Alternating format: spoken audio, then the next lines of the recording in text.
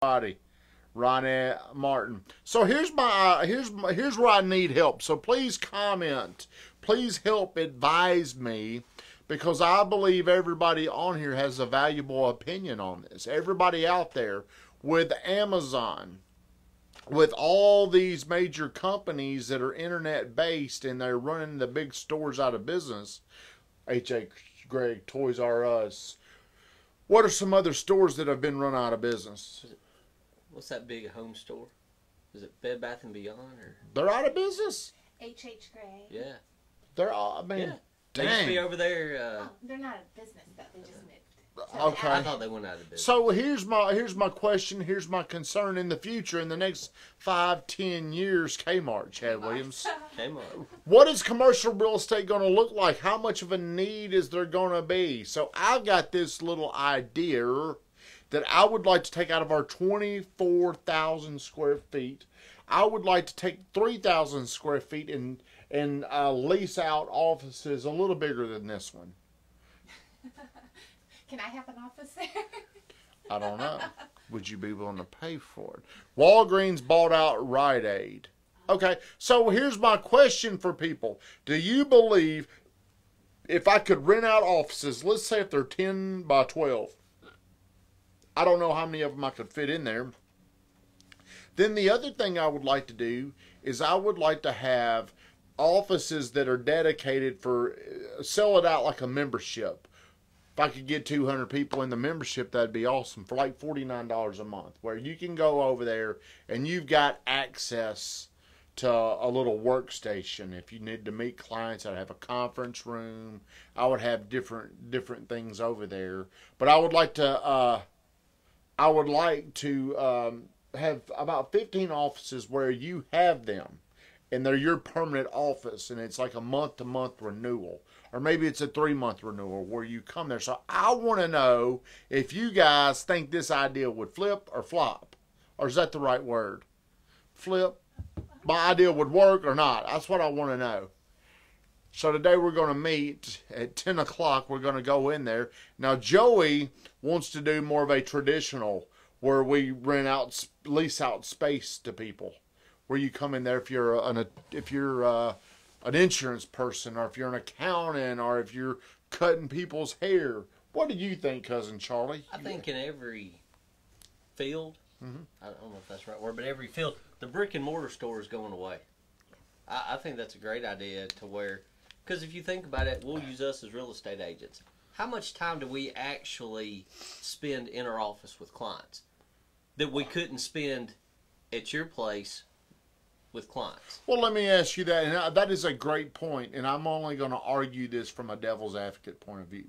Not saying you're right or you're wrong, but how do you feel like if you're competing against an agent that does not have an office, or if you come into our office and we can sit and we can walk you through which one of the variables gives you more certainty about, I want to use this person over that person? Does it matter? I don't think it matters. I've met people on the back of my tailgate truck, and we've sat there and talked before.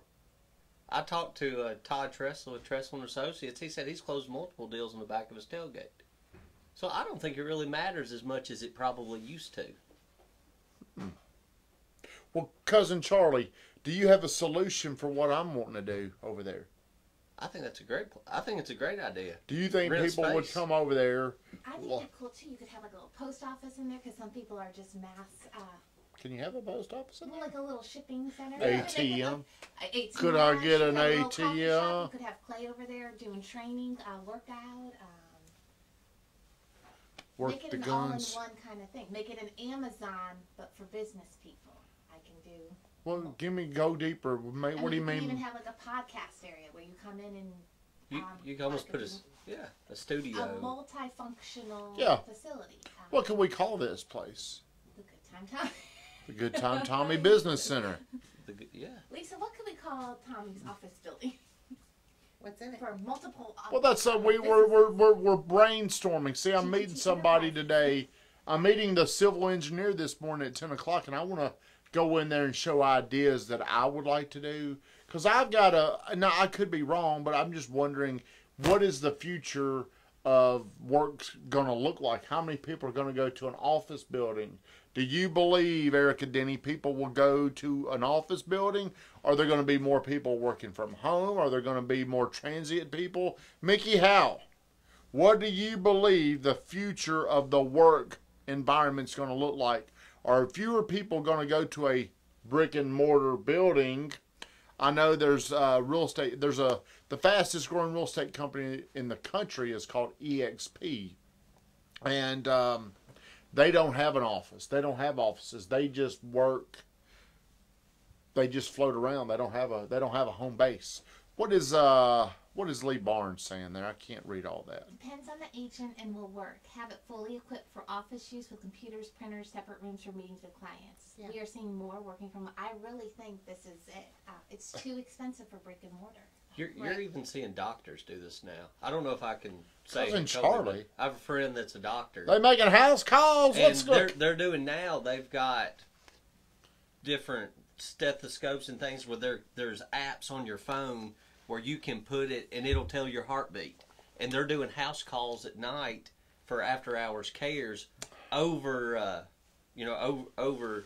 He's sitting in an office and basically Skyping.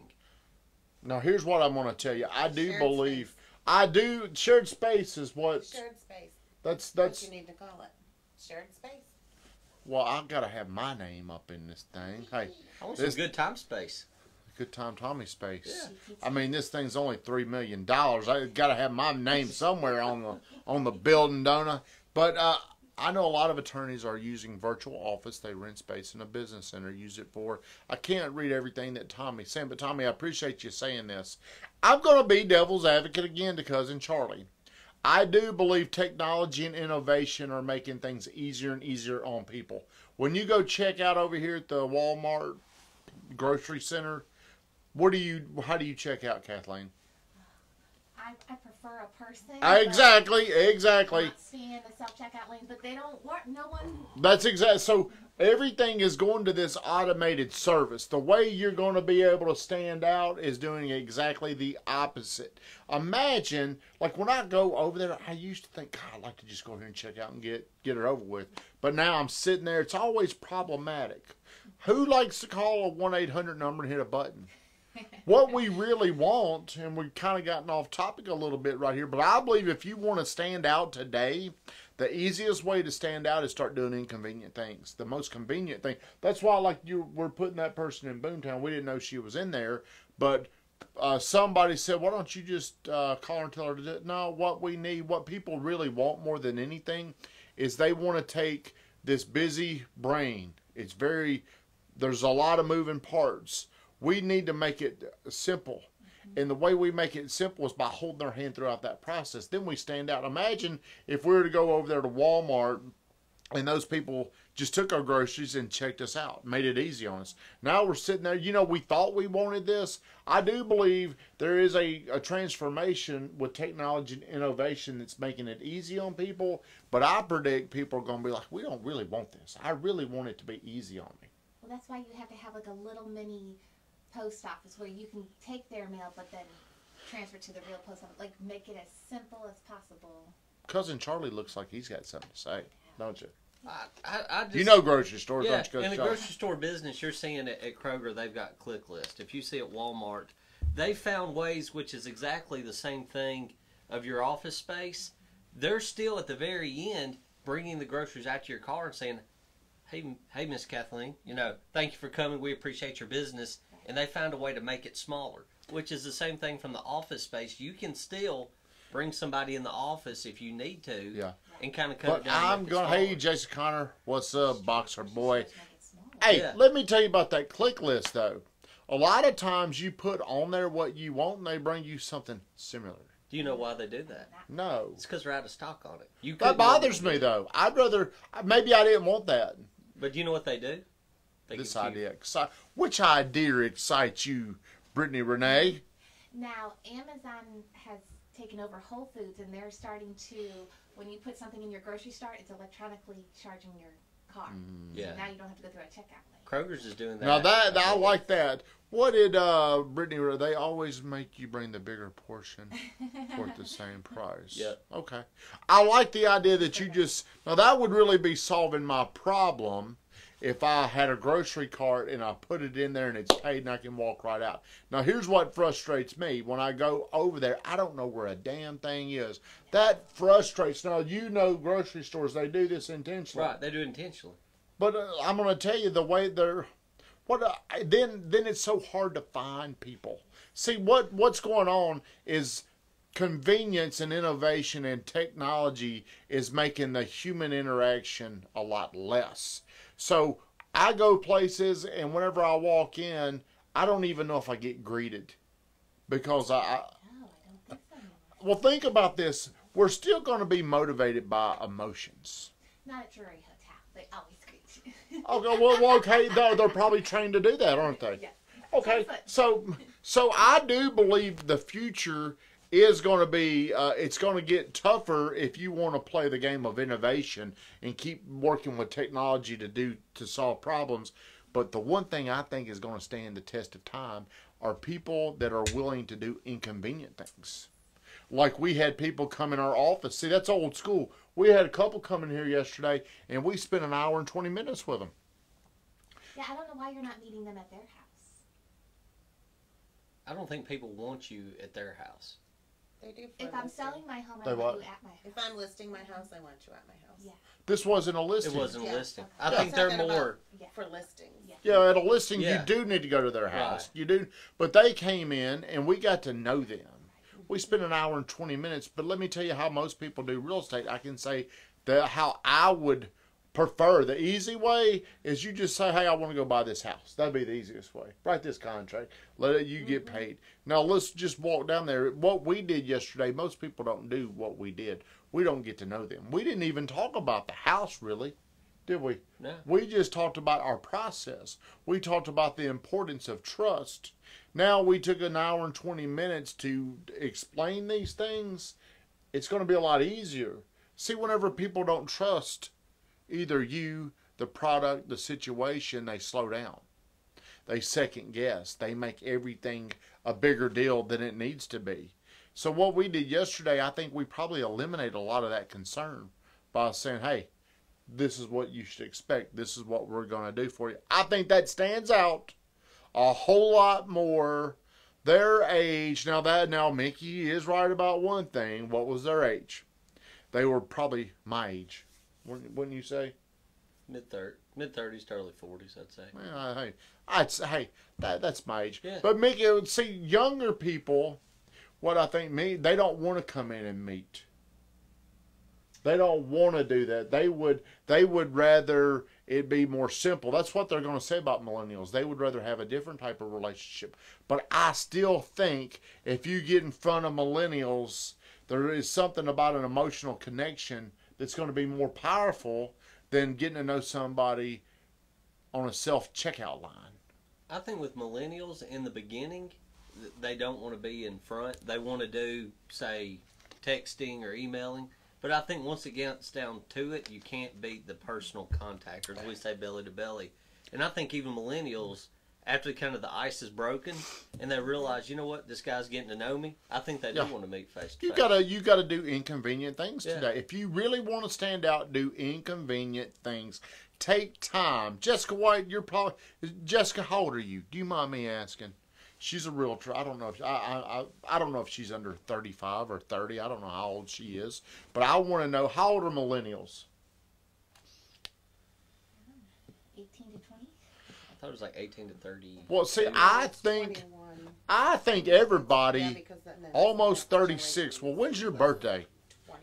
So, I don't guess you're a millennial, but I still believe millennials are probably more guarded. They probably would rather do safer things before they have to meet with you. But I still believe if you get to know somebody, if you're emotionally connected to those people, I believe that they're still going to have a hard time not wanting to use you. You're building trust. How can you trust somebody? Brittany Renee. I feel like Brittany Renee's my age. I don't know why, but Brittany Renee, she's going to be 33 July 1st. So But see, I believe Brittany's got a lot of old school in her.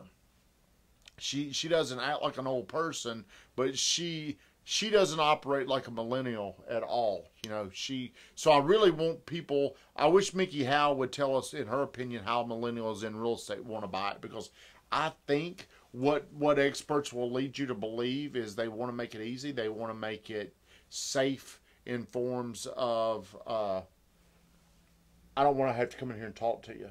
Well, I think you're going to make a lot of mistakes. Zenio, look it up. Harvard did a study on this, and there is a middle.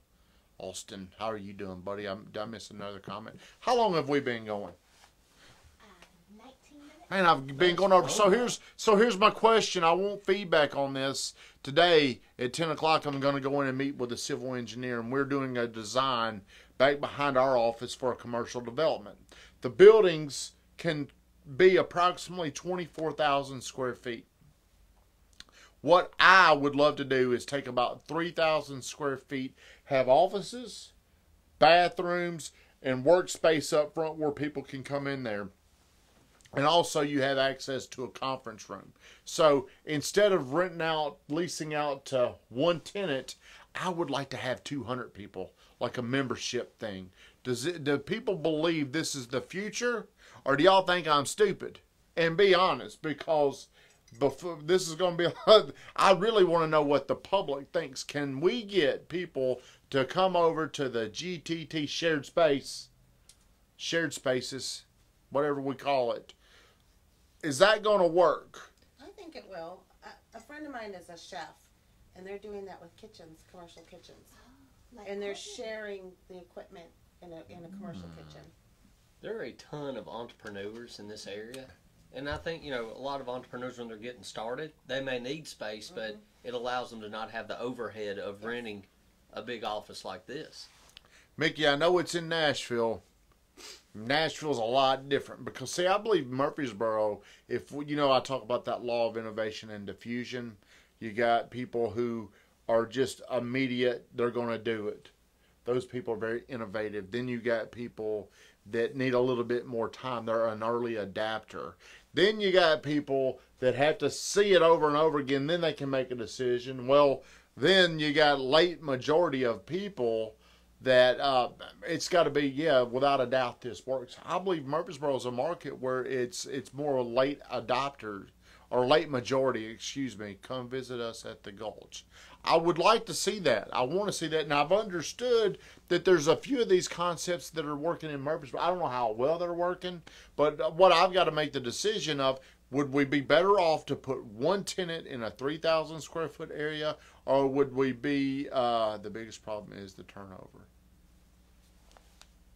How is Coach Bird renting out his area? I talk with those. Well, Coach Bird is going to make his design only for monster producers. And honestly, he hasn't even started the building yet. So we don't really know how his concept's going to work. But he's got 500 people to try to get onto his little campus to do different things. So me and him talk about that probably once or twice a week about what he wants to do. Because we got this idea one day down at Scott Nagy's house, where Nagy said this is a concept y'all should do, because he's got a building in Hendersonville where it's got a lot of offices, but he rents out shared spaces, that new concept I created. Everybody, thank you for getting on here. Please let me know if you think a shared spaces concept would make it, or if it would flop. I need to know.